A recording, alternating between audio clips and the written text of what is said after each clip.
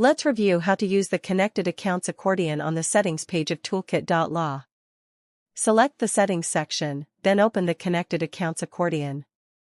Here, you'll see all available integrations organized into cloud storage, financial accounts, and social profiles. Under Cloud Storage, you can connect Box, Dropbox, Google Drive, and Microsoft OneDrive. These connections allow Toolkit.law to save outputs directly into your preferred cloud folder. Next, the Financial Accounts section includes PayPal and Stripe. Connecting these accounts enables you to receive payments and sell your services directly to Toolkit.law users.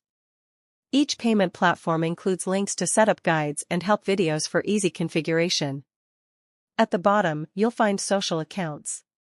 Here, you can add your Instagram, LinkedIn, WhatsApp, X, and YouTube web links.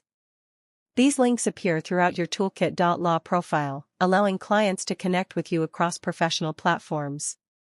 The Connected Accounts accordion centralizes all integrations in one place. And that is how you use Toolkit.law's Connected Accounts accordion.